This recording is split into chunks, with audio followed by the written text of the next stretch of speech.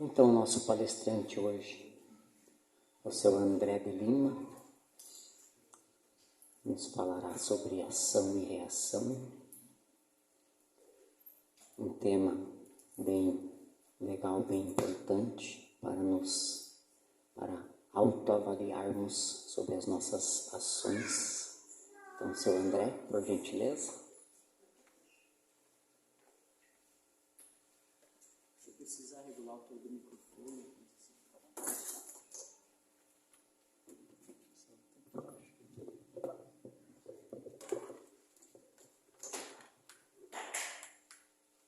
acho que está todo mundo ouvindo, né? Uma boa noite. A gente está acostumado a fazer palestra à noite, né? Começa já dando boa noite. Uma boa tarde a todos, né? Que a paz de Deus, de nosso Senhor Jesus Cristo, possa encontrar um espaço no nosso coração e nos dar tranquilidade, né? Para tomarmos as nossas decisões, mesmo aquelas corriqueiras do dia a dia, como as mais importantes da nossa vida. E que a generosa bênção da nossa Mãe Santíssima possa abençoar este momento em que todos estamos reunidos, né? Para estudarmos o Evangelho do Cristo, estudarmos a doutrina espírita, falarmos um pouco a respeito deste tema, ação e reação, mas como já é um tema já bastante refletido por todos nós, né? Todos que conhecemos a doutrina espírita, mesmo aqueles que estão iniciando, né? Já sabemos dessa lei de causa e efeito, né? Então nós vamos talvez abordá-la de uma maneira um pouco diferente, né? Mas em razão quais são as consequências que, sabedores desta lei, né? De que somos os construtores do nosso futuro, quais as consequências que isto tem para a nossa vida, né? Qual é o papel do Espiritismo em tudo isso, né? Em como nós enfrentamos, né? Porque saber que se a gente comer demais, ali na frente vai dar uma congestão, né? Isso todos nós já sabemos, né? Mas Allan Kardec veio trazer luz em cima deste tema, né?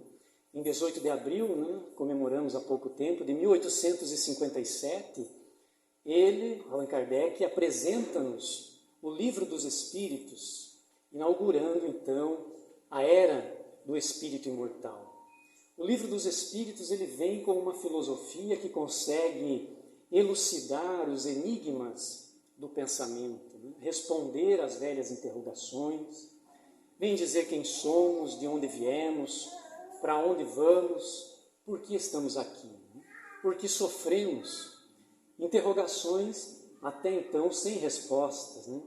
E então o Espiritismo desdobra a sua proposta luminífera sobre a Terra. Agora sabemos que ninguém morre e que cada um de nós constrói a sua felicidade ou a sua desdita.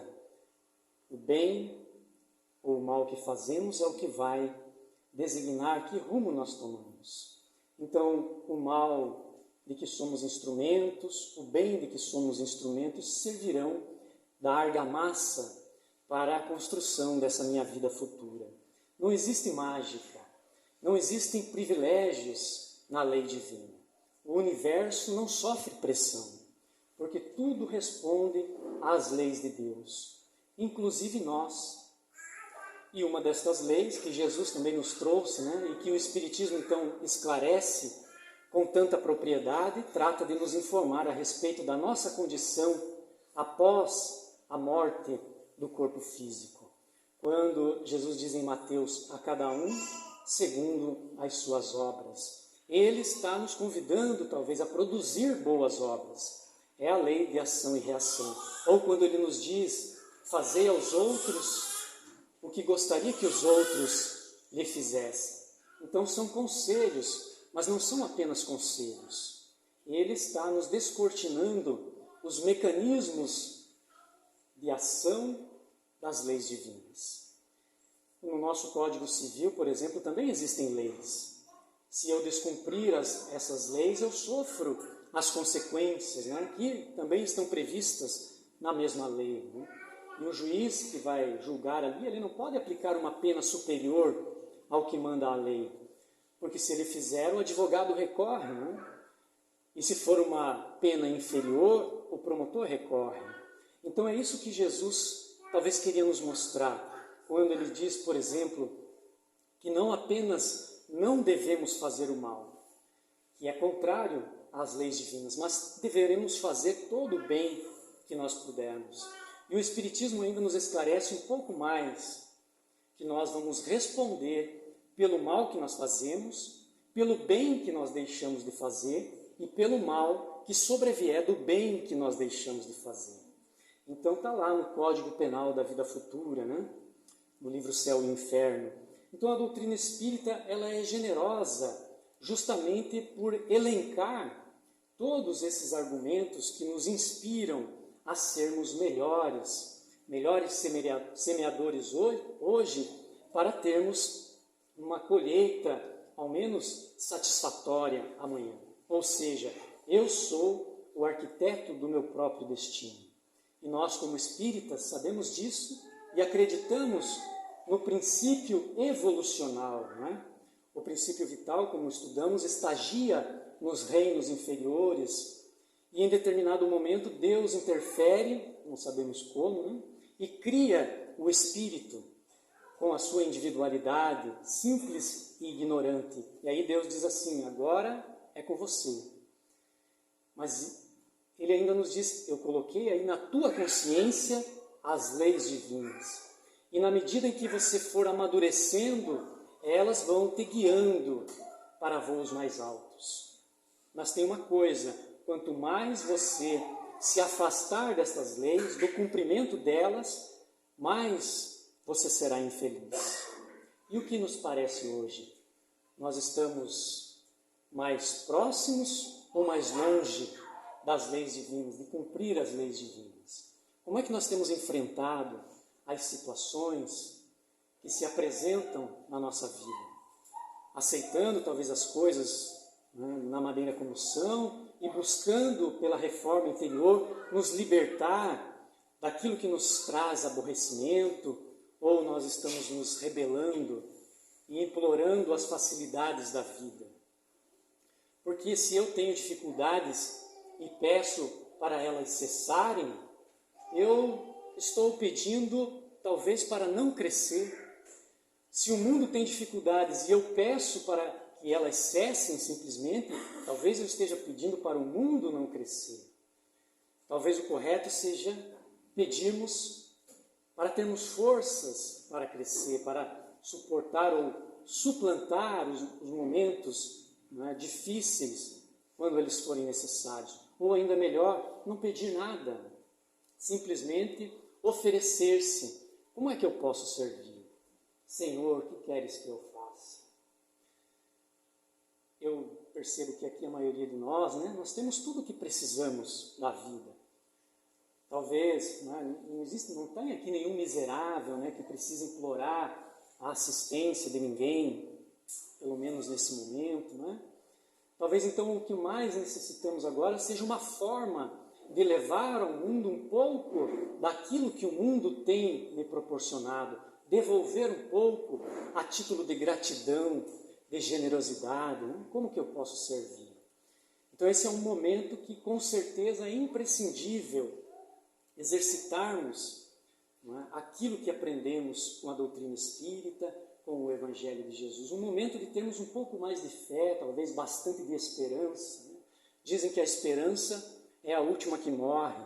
Não podemos deixar ela morrer, né? Porque quando a esperança morre, o ser humano morre logo em seguida, né? Porque se você mata a esperança, você mata talvez o fôlego, não é, dele trabalhar por qualquer coisa, né, ou por tentar renovar-se a si próprio e ao mundo, né, mata o idealismo, o sonho, né?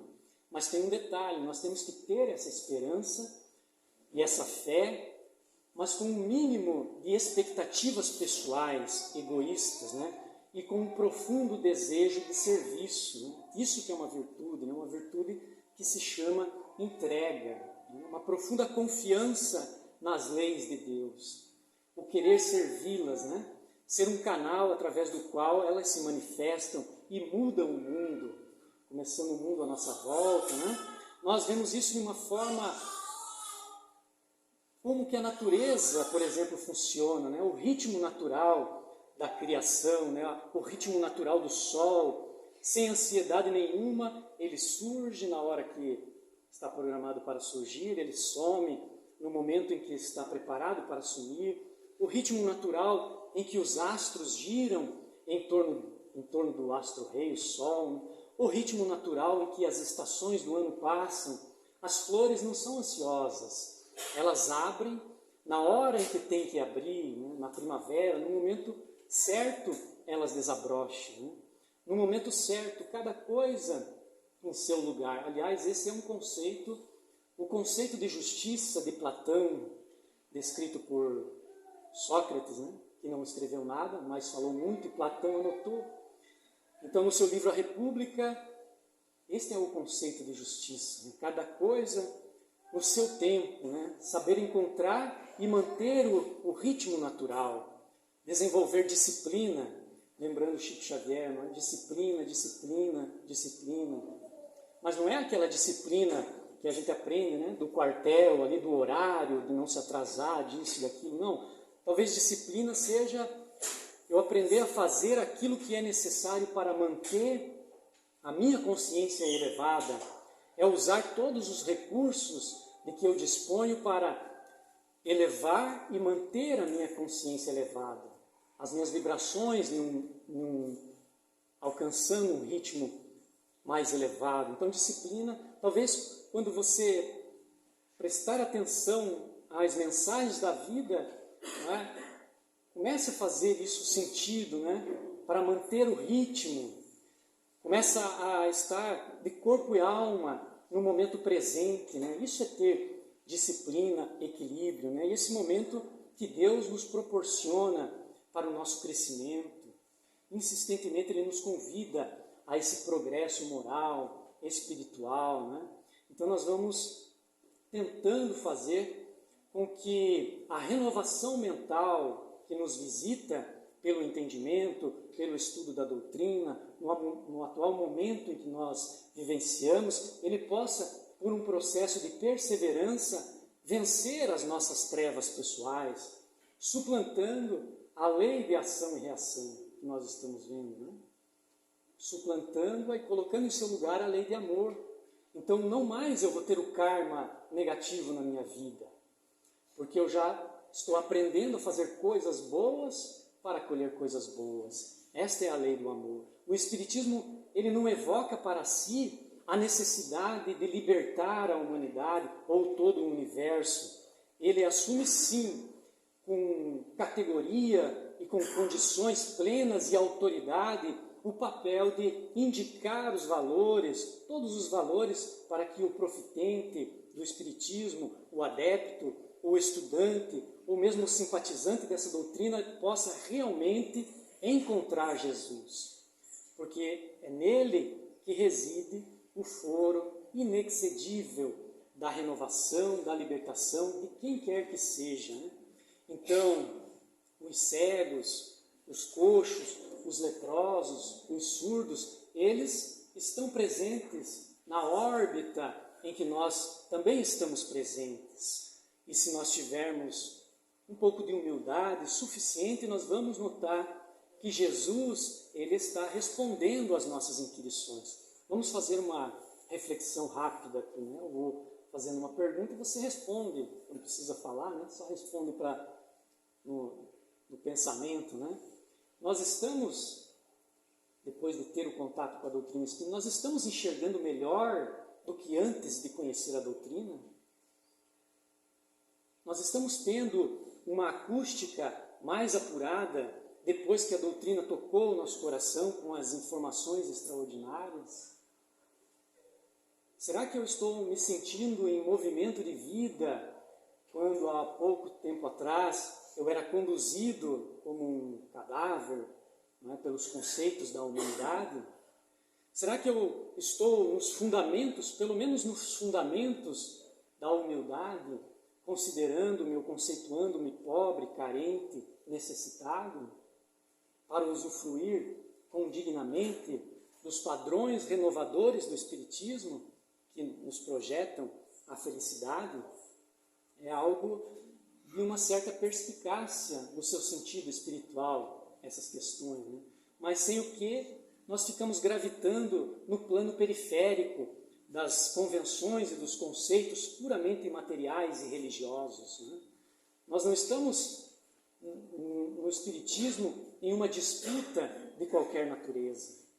A nossa presença na doutrina espírita, ela se justifica quando a nossa clareza interior respeita, por exemplo, as demais religiões, respeita as outras pessoas, as escolhas dos outros e não disputa com ninguém. Muito sabiamente o apóstolo Paulo vai dizer isso numa mensagem no capítulo 15 do Evangelho segundo o Espiritismo, intitulado Fora da Caridade não há Salvação, quando ele diz: meus amigos, agradecei a Deus que permitiu pudesses gozar a luz do Espiritismo, não porque só aqueles que a possuem que podem ser salvos, mas porque, ajudando-nos a melhor compreender os ensinos do Cristo, Ele nos faz melhores cristãos. Porque o verdadeiro espírita e o verdadeiro cristão são uma só e a mesma coisa, porque todos aqueles que praticam a caridade são discípulos de Jesus, qualquer que seja o culto a que pertençam. E assim, então, Jesus deixa de ser o profeta exterior, ou o mestre de fora, para ser uma indução segura e efetiva dentro de cada um de nós, porque Ele opera na intimidade de cada qual. Então, a hora em que a gente descobre com profundidade que nós temos que refletir o pensamento divino na faixa em que nós estamos, né? O reflexo é aquele que bate e se projeta. Então nós temos que refletir. Quando a gente descobre isso, precisamos refletir o pensamento que estamos apreendendo pela doutrina espírita, não é? Em todos os lugares em que eu estou, eu mudo e amplio a minha condição de cidadania. Eu passo a ser um cidadão do universo. Não é? Que maravilha, né? E na medida que a gente vai caminhando e notando que os cegos, os coxos, eles estão presentes na nossa composição, os surdos, os leprosos, eles formam um todo dentro de nós, necessitando de recuperação, tudo vai se tornando mais fácil, né? Que na hora que a gente, por exemplo, pega aqui a tribuna para falar, e a gente sente que pode ajudar minimamente o interlocutor ou o ouvinte, mas se a nossa pretensão não sair da linha emissora, ou seja, se eu não me situar como carente principal, como necessitado primeiro de todo o contexto, né, eu vou ter dificuldade de passar a mensagem. Um evangelizador, uma evangelizadora de uma criança, ela sabe que se não buscar evangelizar-se primeiro, ela passa a ser apenas um alto-falante e não propriamente uma fonte irradiadora de conhecimento e de amor, né? Ou a pessoa que transmite o passe, começa a perceber, a entender que se não estiver vigorando nele o reconhecimento das suas enfermidades morais, o seu passe pode até ter grandes efeitos magnéticos e até certos acontecimentos mais ampliados, mas não toca o mínimo a intimidade renovadora da outra pessoa. E curar por curar, nós temos os médicos que o fazem, né? Mas curar e projetar o paciente para uma vida nova, só ele, que é a luz do mundo. Então esse é um momento, e a doutrina espírita é uma doutrina para as pessoas que estão, ou pelo menos querem crescer. Estão crescendo ou querem crescer, para as pessoas que estão se descobrindo intimamente, né? A doutrina espírita, ela está posta no sentido de indicar-nos os elementos que favoreçam para que o nosso coração, o coração das pessoas tenham acesso, um acesso mais fácil à essência da mensagem de Jesus. E nesse exercício da fraternidade e da plena identificação com o Evangelho é que nós vamos começar a cooperar com o Cristo. E esse talvez seja o atestado que a espiritualidade superior espera de nós. Paciência, espírito de luta, bom ânimo e confiança um amparo superior. Se vê, nesse tempo que o Espiritismo está conosco no mundo, né? Em 1857, 2023, 160 e alguma coisa, né? Como um esplendente sol diluindo os miasmas da longa noite medieval, na noite moral humana, ainda que pouco a pouco, né? São incontáveis, se nós observarmos, aqueles que vêm recebendo o sustento para viver com entusiasmo, a motivação para prosseguir as árduas lutas, sem pensar em fugir do palco dessas graves experiências da sociedade terrena, né? Quantos que se arredaram das ideias suicidas pelo entendimento de que ninguém morre, essencialmente? Quantos desistiram do abortamento por terem admitido o assinte que tal coisa representa contra as leis divinas? Quantos decidiram por manter iluminada por Jesus a estrutura do lar, ao verificarem a sua importância no progresso familiar, né? Quantos se dedicaram a estudar as leis da vida e a estudar-se, anelando o entendimento e a melhoria de si mesmos, né? Quantos que abriram mão dos preconceitos de raça, da cor da epiderme, de gênero, de cultura e de tantos outros, libertando-se dessa forma de ignorância que se demora no seio da nossa sociedade? Quantos que se esforçam por servir, por amar, desejosos de tornar a sua vida cada vez mais útil? Não é? Quantos hão renunciado às pressões do homem velho, na corajosa busca dos valores do homem novo, nas considerações do apóstolo Paulo? Tudo isso o Espiritismo tem nos trazido nesse pouco mais de um século e meio. Não é? Quantos ainda nos supomos que é possível ser espírita sem ajustar a própria consciência aos preceitos da codificação? Quantos que ainda cremos na felicidade depois da morte, longe dos esforços para combater as nossas imperfeições, os nossos defeitos? Vale considerar a importância de fazer com que essa gloriosa informação da codificação penetre a nossa intimidade, a fim de que nós respiremos o pensamento espírita, convertendo em nossa real filosofia de vida. Hoje, muitos espíritos, contrariamente ao que alguns dizem, né? Muitos espíritos voltam pela mediunidade para nos alertar sobre as consequências da velejatura corporal, né? Na vida após morte, dos inúmeros equívocos que nós costumamos cometer, como também das benesses daqueles que partem com um sentimento de dever cumprido, com a consciência tranquila. Né? Tudo isso o Espiritismo vem nos clarear, nos alertando para que nós possamos, pouco a pouco, nos conhecendo, mudar de atitude perante a vida, para termos um despertar melhor quando formos chamados pela aduana da morte, né? Como nos conta o espírito Abacuntá, num texto mediúnico que foi recebido no grupo Meinei, um grupo que Chico tinha lá pela década de 1950, é a história do Nego Zé. Ele vai dizer assim: quando por cá só olhando vocês, essa fala complicada, os livros grossos na mão, fiquei mesmo me assuntando, de modo a não me fazer enganado com gente de má intenção. Eu já vivi nesse mundo e vi muita gente se esconder detrás das máscaras da palavra complicada, intenção ruim, mascarada, fazendo esse povo sofrer.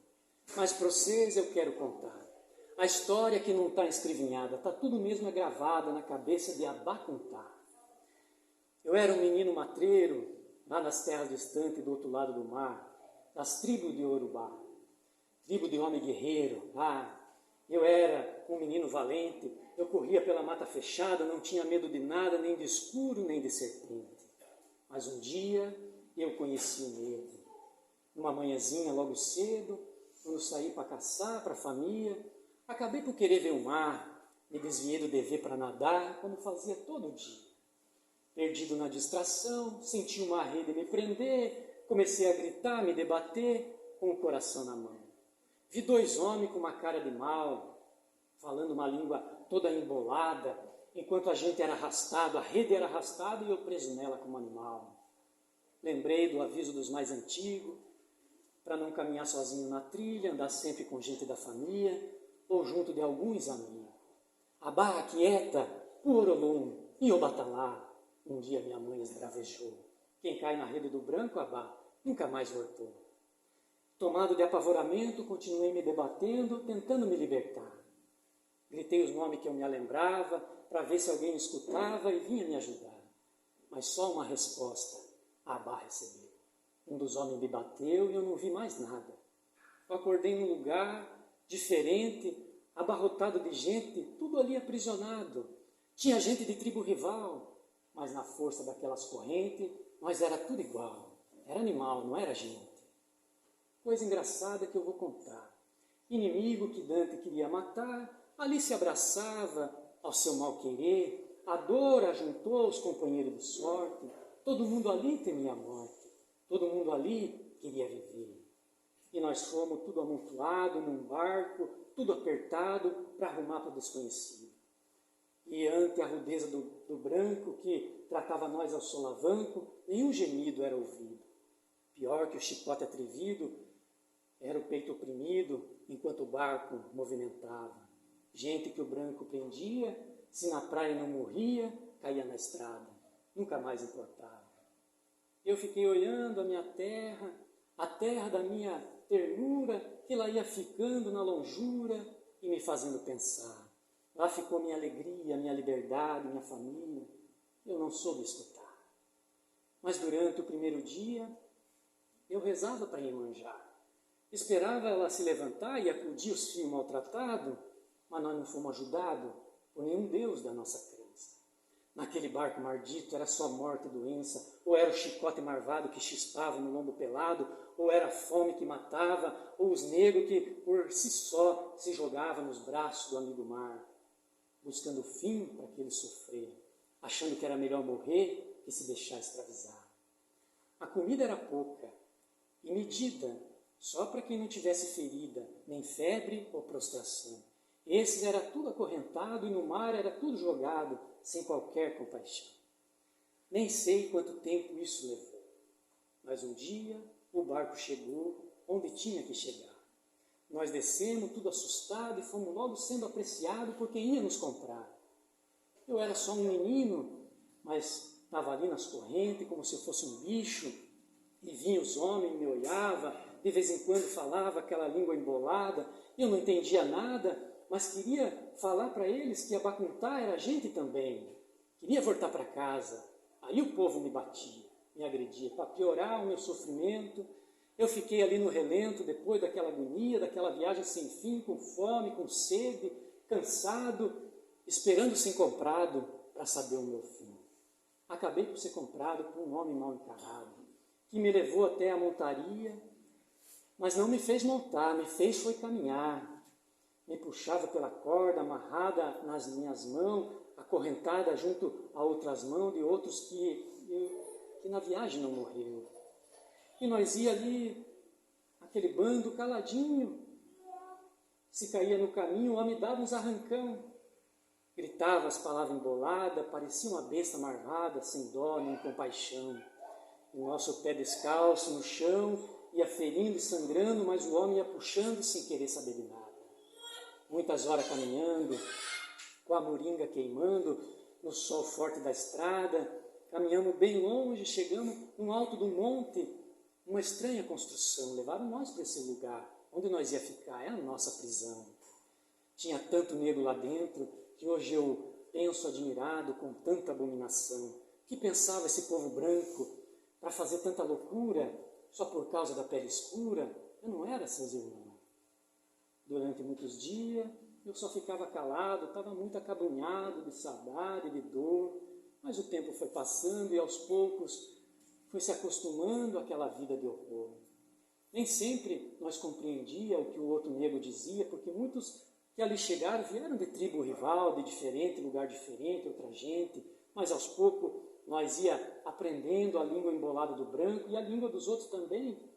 para entender as ordens dadas e não tomar uma lambada do chicote do feitor no seu constante estala.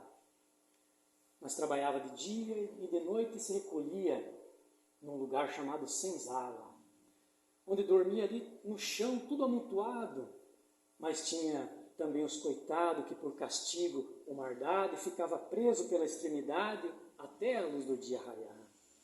Me chamaram José, eu não era mais Abá. E eu vi o tempo passar, eu já não era mais um menino, agora eu era um homem forte, mas com um jeito amuado, fraco, não queria ser maltratado, tinha medo da morte. O menino atrevido da mata agora era manso que nem os gado, obedecia calado. Trabalhava na plantação, fugia das brigas, que às vezes se dava entre os irmãos, ficava só espreitando o chicote do feitor, estalando no lombo dos mais afoitos, que entravam em confusão. E por ser um negro manso, calado, que não gostava de brigar, um dia fui apontado para poder acompanhar o senhorzinho daquelas terras. Parecia coisa boa, ia comer melhorzinho, ia ficar melhorzinho, ficar na casa grande, sem serviço muito pesado. Eu até fiquei animado, pensei que a sorte sorria pro coitado do Zé. Eu é que não sabia que tem maldade pior, que faz a gente sentir saudade do chicote do feitor. Ah, não, tem castigo pior, lambada de toda hora, que não estala no lombo, mas causa dor maior, a dor da humilhação. Não marca a carne de fora, mas marca o coração. O senhorzinho em questão não viu no nego Zé mais do que uma diversão. E muitas vezes na casa grande, no luxo daquela sala, eu tinha saudade dos irmãos lá na senzala. Mas agora eu não quero me alongar. Eu vivi muita rudeza, conheci muita tristeza, judiaram muito de mim. Mas tudo nesse mundo tem um fim, e é isso que eu quero contar. Ô meu povo que estuda, vós vocês precisam saber, nessa vida na terra, vale a pena tudo sofrer, sem se dar a desforra. Um dia, o senhorzinho casou. Parece até castigo o que se sucedeu. A mulher dele morreu no parto do primeiro filho, e esse homem desassossegou. O menino cresceu adoentado e não aceitava ser cuidado pelas negas que ele trazia. Cada vez que uma pegava, se ouvia pela casa inteira os gritos do menino e o desespero do pai, que temia perder o herdeiro, e gritava no terreiro, fazendo todo mundo correr, para tomar providência, para o seu filho não morrer. Um dia eu fiquei assuntando, fui me aproximando para olhar bem o menino, que chorava no berço, sozinho. Peguei ele nos braços, olhei aquele zoinho, balancei no regaço aquele corpinho miudinho, e não é que ele se calou, acho mesmo que ele gostou. Aí o pai me deu um sossego, porque eu tinha que pagiar, fazer dormir e alimentar o menino branco do negro. O menino cresceu no meu colo, ouvindo as minhas histórias inventadas, escutando as minhas toadas, me seguindo por todo lado, e nada parecia com o pai. Nas rudezas e na maldade, meu menino tinha bondade naqueles olhos de mar. Mas tinha muita fraqueza. Por mais que o negro cuidava, por mais que se alimentava, parecia definhar. Como a luz que se apaga, bastando o vento soprar. Desde que eu vim das minhas terras, nas ondas bravas do mar, para essa terra pisar, meus olhos nunca havia secado. Eu nunca tinha chorado mais. Nem nas tristezas que eu vivi, nem nas humilhações que eu sofri, nem nas vezes que eu apanhei, nenhuma lágrima eu derramei. Mas quando eu vi o meu anjo branco baixar no buraco da terra, vocês não podem imaginar a dor que eu senti. Pelos meus olhos vesti o mar. Vou ser muito verdadeiro. Tive pena, muita pena do pai do meu menininho. Nunca vi tanto desalinho, não era gente, era o diabo, parecia enfeitiçado. Os olhos bugalhados, perdidos, sem razão, não aguentava o sofrimento de ver o seu único rebento enterrado naquele chão. Ele que fez tanta mãe chorar, separando os filhinhos que outros brancos vinham comprar, nunca teve compaixão com aquelas mães desesperadas, que nos seus pés se arrastava na suprema humilhação. Eita noite sombria, que eu nunca mais vou esquecer. Depois do enterro do menino, a senzala toda sofreu, porque o chicote lambeu as costas de todo negro, inclusive eu, e bateu com tanta pressão que naquela noite de tristeza, o chicote na sua rudeza libertou do sofrimento um ou outro irmão.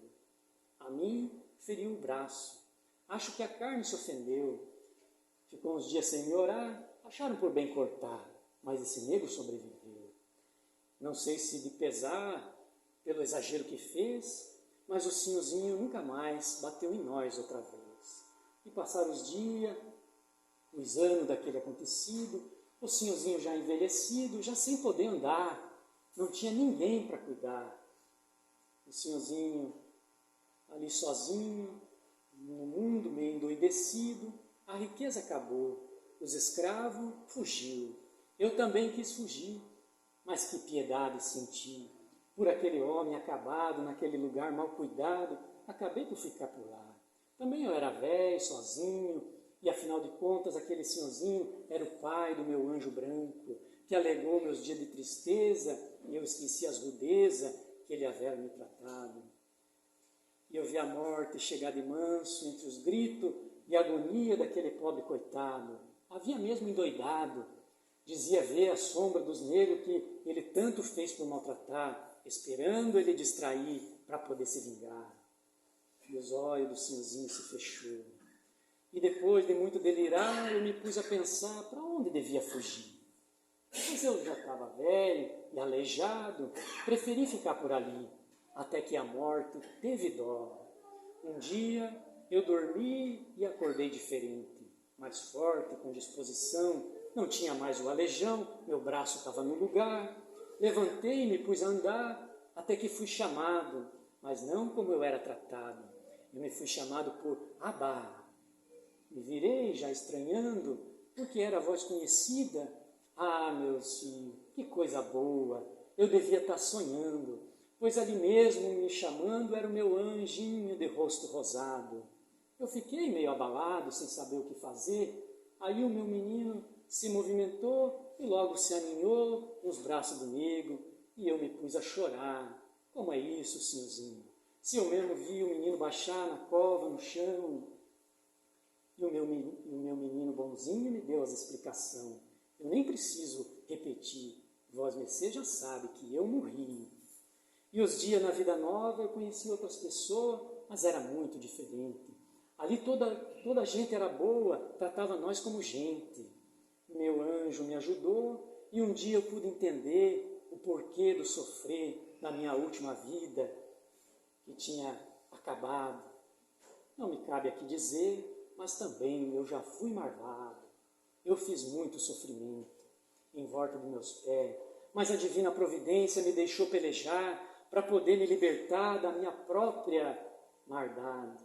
E para findar esses versos, eu quero dizer para vocês que depois que eu conheci Jesus e soube tudo que ele passou só para poder libertar os seus irmãos pecadores, eu agora sou escravo por vontade desse novo Senhor.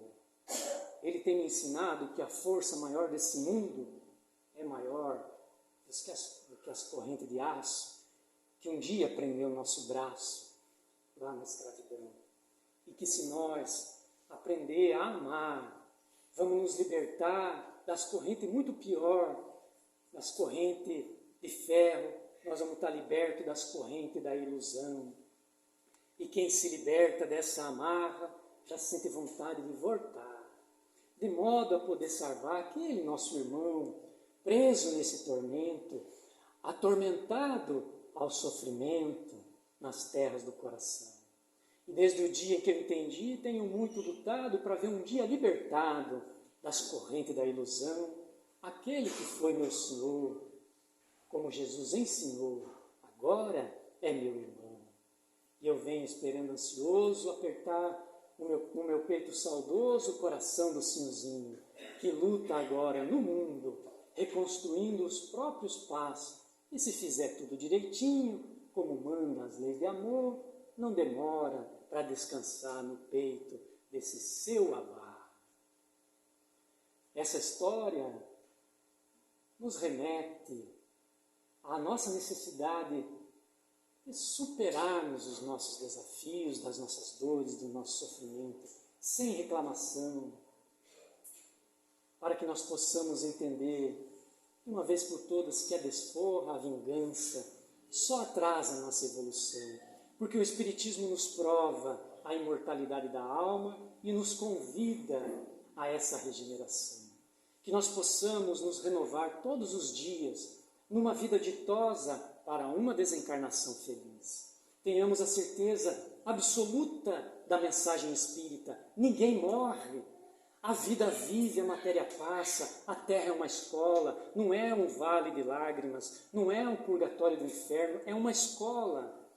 A terra é para nós um ambiente propício para a nossa renovação espiritual. É como um campo em que nós semeamos. Se plantarmos a gramínea, ela ficará verde. Se nós colocarmos miosotes azuis, flores e árvores frutíferas, ela será um pomar ou um jardim.